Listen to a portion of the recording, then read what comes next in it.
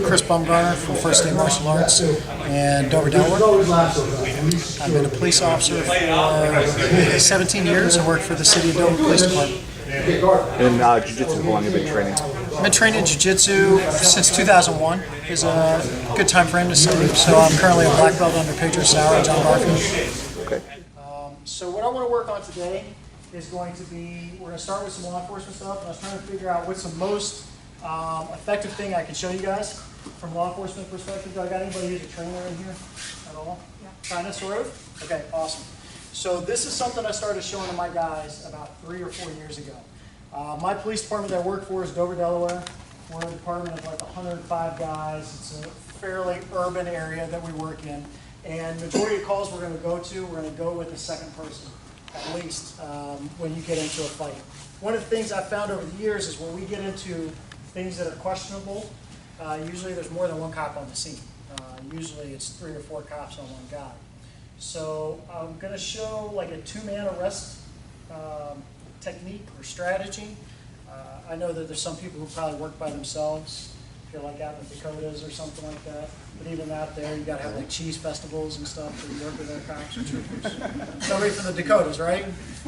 Because I was using training in Alabama with like 7 troopers from South Dakota. So I met the whole police department when I was out there, and I don't recognize any of you guys. All right? So let me get one person to play bad guy for me. So Chris, because he looks like a bad guy from a movie. So we're going to use Chris. All right? And then can I use Rob? So me and Rob, we've decided to take Chris into custody. Here's how this normally works. You guys are all police officers. I grab one arm, Rob grabs the other, and we try to wishbone him to death until Chris breaks free, and then we go into the spiral of death, and either he gets away or he punches me in the face or whatever. It ends up a complete mess. So what we've moved to, and which has been effective, especially for police officers who don't even train jiu-jitsu, is getting through the concept of not grabbing the arm, but clinching the body. And I don't care how they clinch, as long as they grab the body. But the key here is if I clinch high, Rob clinches low. So Rob goes around his knees. All Rob has to do is pinch his knees together, and he'll go to his face, and we take him to the ground. All right? The only thing I have to worry about as the top guy is making sure my head's on his back. As a police officer, I need to remember nothing else other than clinch high, head to the back.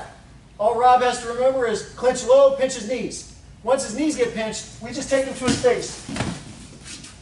Now, my mission in life when I'm here, you can probably guess it, is to get his hands behind his back.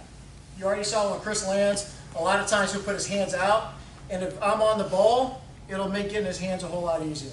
And if we want to, once we get this down, I can go over into how to get his hands out if he hides them. Rob's mission in life is one thing, not to embarrass us. How does Rob embarrass us? By letting this dude get to his knees and then standing up with 3 cops on his back and making us all look ridiculous. All right? So, do you got any knee problems? Knee problems? No. Okay, all right, awesome. So, if I'm the bottom guy when I hit, what I'm going to immediately do is when I land, I'm going to pop up and I'm going to do what's called a leg weave. I'm going to grab his feet and I'm going to stick one in the pocket of the knee. I'm then going to pop up on top of him and hold like this. My hands go to his toes. I do not press. I only press when he starts to kick, then I press at the toes. Even if he's wearing a big Timberland boot, this is still going to work. This is where my 5th rule of fighting comes in. All right? Anybody familiar with Chris Howard? He's got 4 rules of fighting or jiu-jitsu. All right? Get on top, stay on top. When on bottom, get back on top, have a guard, no one to pass, all that, right? 5th rule of fighting, internationally recognized. You win a fight if you can make a grown man's big toe go in his butt. 100%. Internationally recognized, okay? All right? So if I get on top of this dude and he starts to drive and I push his toes towards him, a lot of people will give up, okay? A lot of people will give up without the struggle as soon as they feel completely controlled and dominated by police officers. He will sometimes actually just start saying, okay, give up his hands. If he doesn't, we can go into how to get his hands out. But one more time, this is pretty simple. I'll be low guy, Rob can be high guy this time. So I see Rob. You're coming over the arm? So this is the thing. I don't care, right? Because we're training so many cops, and they're going to be so untechnical. I just give one rule. Clinch, head to the back. So because you could end up under his arms, you could end up over both arms, you could end up under one arm, whatever, doesn't matter. So as soon as you clinch, I see what's going on. I never lift him. I just go down and I pinch his knees together. Pinch, we drop him. As soon as he goes, leg weave, I pop up. How's that feel, Chris? Not good. Horrible, right? Completely under control. Very simple. Remember the leg weave? Can I have you go down one more time? The leg weave is a triangle with the legs. It is not this. This looks like the same thing, but this won't work. Do a leg press and get me off. All right? So he's got two legs to work against you. We want to make it one leg. One leg now, he can't. One finger. All right? So you got to make it one leg, not two. Any questions? How did you have your feet back there? So when I hop on, for me, it's easiest just to hop on like this and kind of straddle. You can kind of lock your foot in here if you want. Especially when we're talking like boots and shoes. That gives me a little lock area. I don't care so much because like I said, you know, obviously you guys are going to be more technical than the average cop, and you're going to find little ways to make this work even better. But the average cop just lays on him like this and pulls and pushes.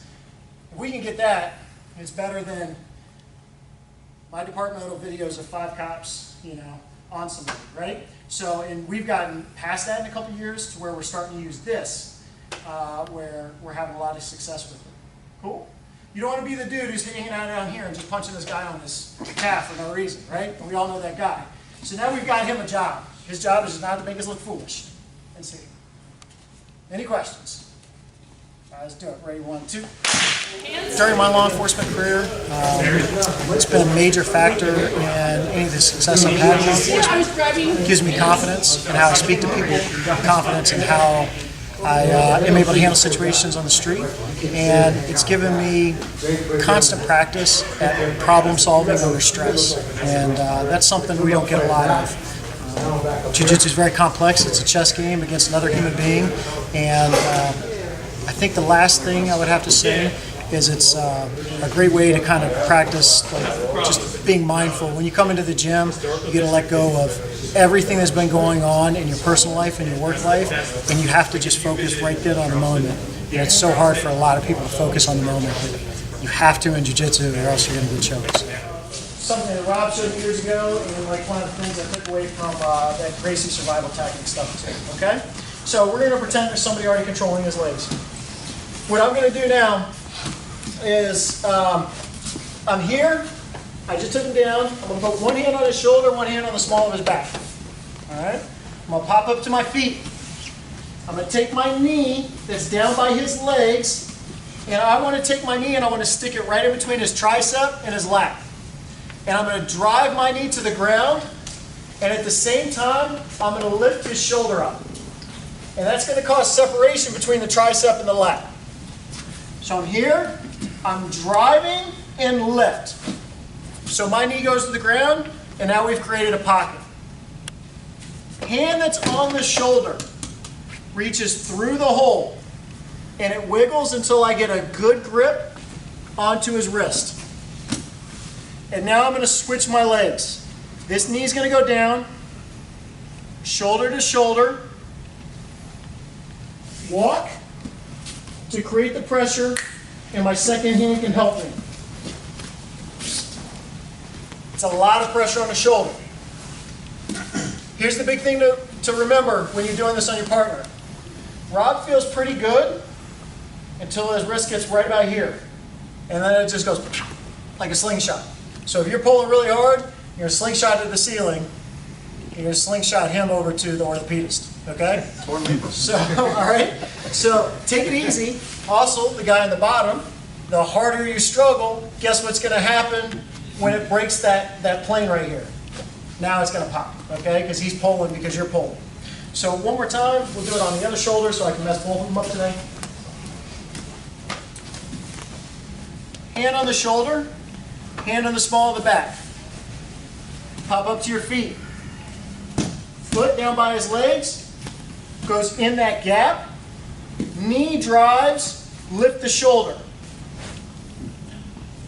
Hand that's on the shoulder, goes in, grabs the wrist. You might have to wiggle it around to get a hold of it. Drop your shoulder to his. Switching your feet, and just walk till I north-south. Use your second hand to help you. Pull it up and out. And then from here, obviously, you could use some sort of wrist lock or pain compliance. If you have them completely under control, and you have one hand back, a lot of times they're going to give you the second hand. Okay?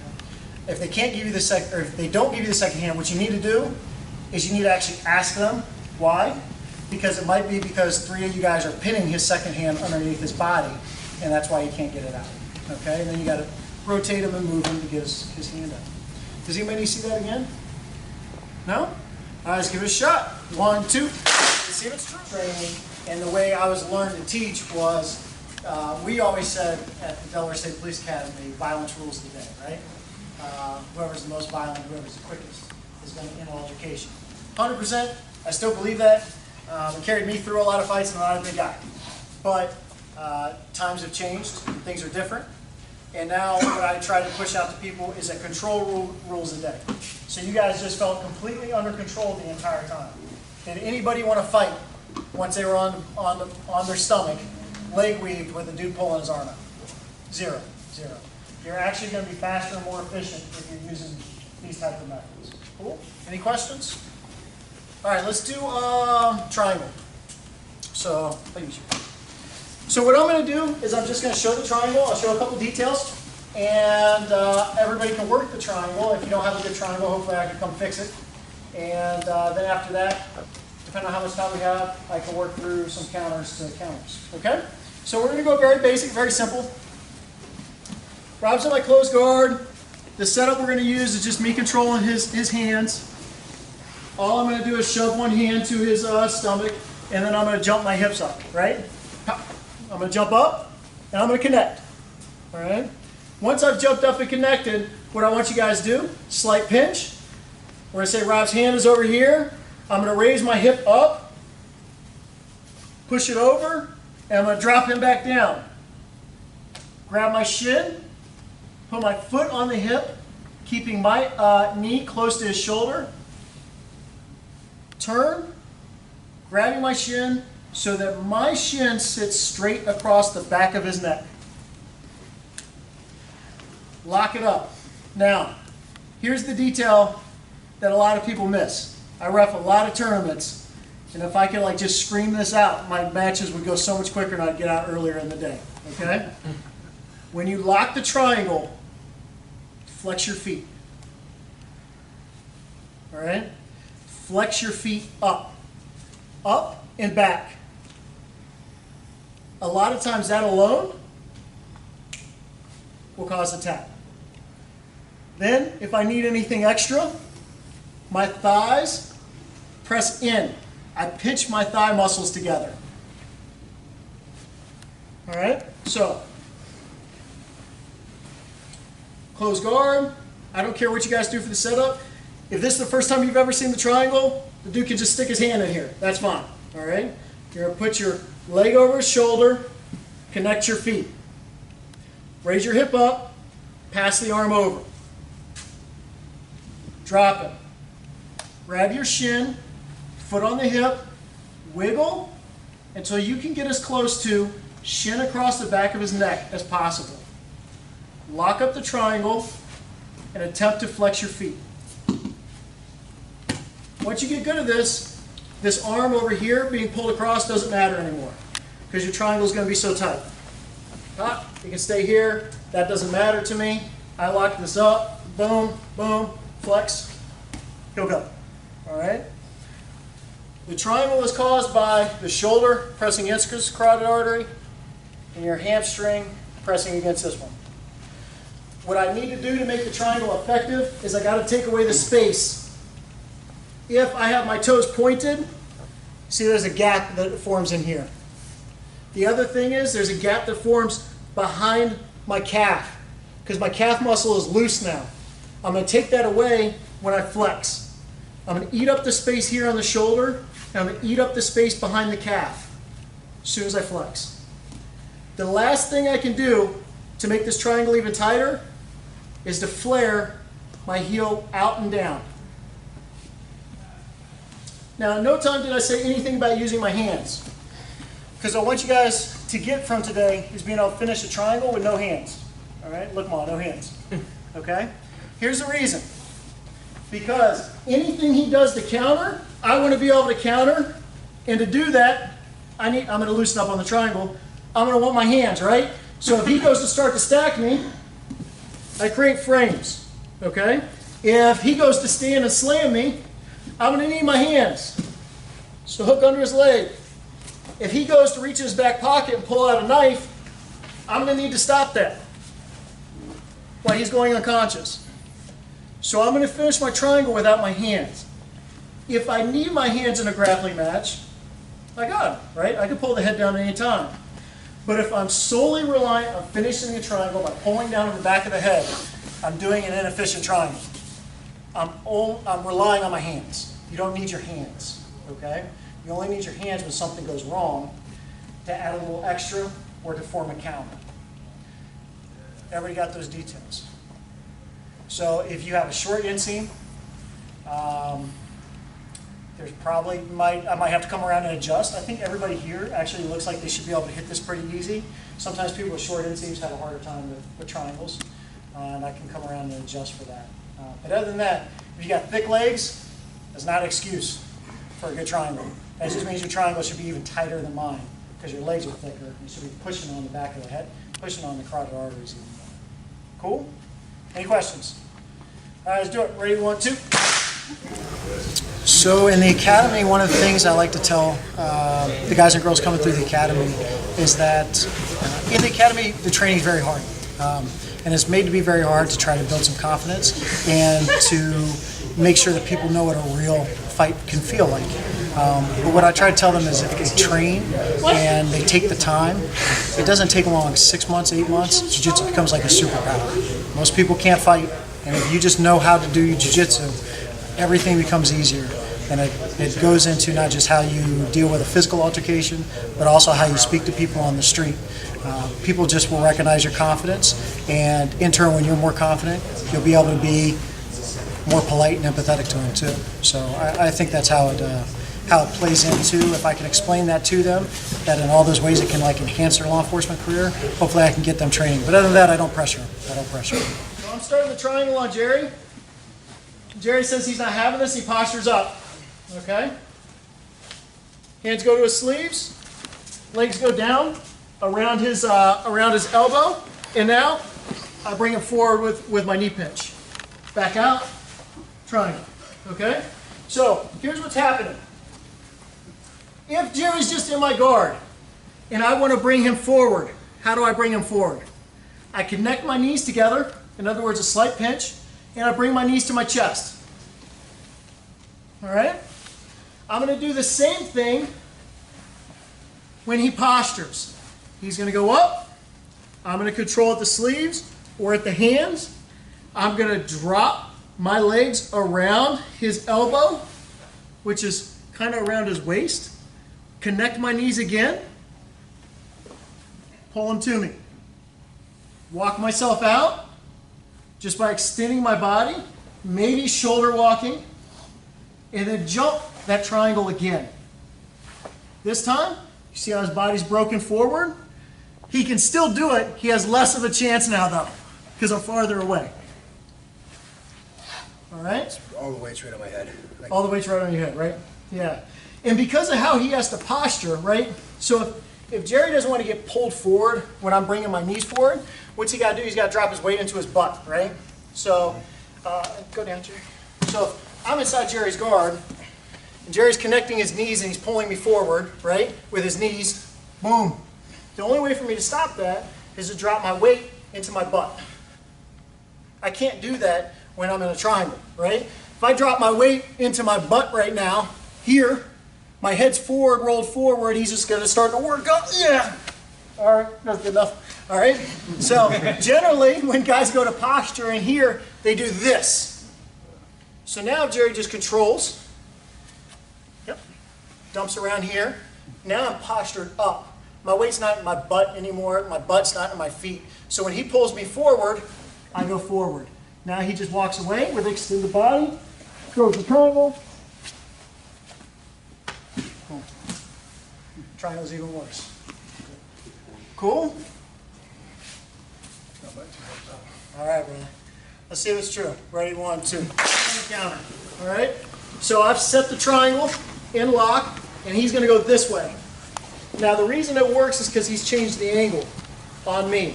So one thing I can do, the very first thing I should do, is grab my shin, put my foot on his hip, and change the angle back. Finish. Okay? That's the first thing I should try. He's getting this because he's changed the angle. He went that way. That sucks for me. He's breaking out of my angle. So I grab my shin, I put my foot on his hip, and I drive my foot the other way. Lock. To finish the triangle. The second thing that I can do from here, you guys can play with them both. This is what I like to do when it comes to rolling, because it looks cool. Okay? All right? So I'm here, and I kind of screwed up the other day. I tried doing it in a tournament, and it cost me when I should have done the first one first. Anyways, so I'm here. I'm going to put my chest to the floor. Walk my hands up, and roll them over. All right? And that one just looks cool. All right? So I'm locking the triangle. He goes to the floor. My chest is going to rotate and open up. My hands come up like I'm on a roller coaster ride. I turn. I use my hands to walk. We walk over to mount a triangle. I reconnect my triangle, or I just take the top position. Any questions? Step 1, grab your shin, put your foot on the hip, force him back into the angle that creates the triangle. Step 2, actually it's really step 3 in how I think in my mind, but it's cooler, so we decided to skip over the other stuff. Do the roller coaster ride, open your chest up, walk your hands back. Let's give it a shot. Ready, 1, 2. I had a blast today. I met some really great law enforcement officers from all around the country, and I learned some amazing techniques from the other 3 trainers. Amazing techniques. And you showed some amazing techniques, so we're grateful for it too. I appreciate it. I hope something works for somebody. Well, thank you for your time. Much appreciated. Thank you.